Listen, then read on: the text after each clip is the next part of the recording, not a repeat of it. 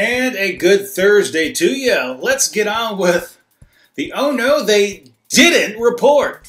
Now in London, an amazing thing happened. People went up to their ATM, they put in their card, they requested a couple of £100 to come out, and they found that it actually doubled their request. That's right, there's one particular ATM in London that when users requested money from their accounts, the ATM through a glitch actually doubled their withdrawal, but only charged them for the initial amount. So the folks were calling all their friends, hey, come on down to this ATM, they'll double your money and not have to worry about anything. Now how stupid are you? You go to an ATM, you put in your card, you put in your PIN, the ATM takes a picture of you, and the ATM correctly identifies how much money it actually distributed, even though it only deducted half the amount from your account. How stupid are you to think that no one's going to come back and say, hey, either give us our money, face criminal charges, or we'll just debit your account the correct amount? Come on now. Also, can you believe it? In Ottawa, Canada, you know, in this day and age where we're so petrified of other terrorist attacks on our home soil, you want to do everything you can possibly do to remain safe. You want to take very precise security precautions, especially when you're building new structures. But apparently not in Canada, because the new top secret counterterrorism division threw away their plans in a public dumpster. That's right. The entire plan for the facility was out there on the street in a public dumpster. Can you believe it? Also, in Germany, the Catholic Church is coming under some interesting fire. It seems that in a very small town, it has leased its own land to a public drugstore. And just before Easter, the Catholic Church said, thou shalt no longer sell condoms, making it the only drugstore really in Germany that can sell no types of prophylactics. Now, the Catholic Church is coming under tremendous heat because residents in this town don't think the Catholic Church should have a say in what goes on in private business. The Catholic Church is saying, hey, it's our land, we preach no contraceptives, so we're not going to allow you to sell it.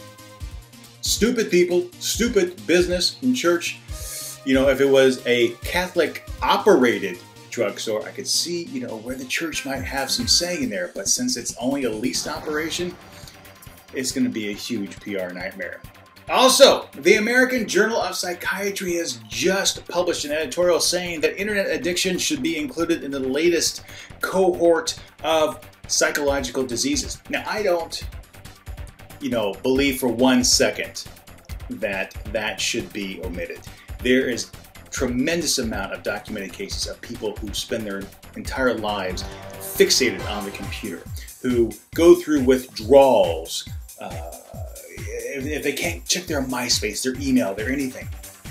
But the interesting piece about this article is it goes on to document some interesting cases in South Korea where 2.1% of those under the age of 19 are said to be afflicted with text messaging diseases. That they can't go without text messaging their cohorts, their peers, their family members, whatever. In fact, of that segment of the population, the article says that 24% need to be hospitalized. Folks, it's a mobile phone, okay? There really is no good reason for someone under the age of 19 to have a mobile phone. Adults, we use it for business. Sometimes we use it as our only mode of communication, but we can turn it off.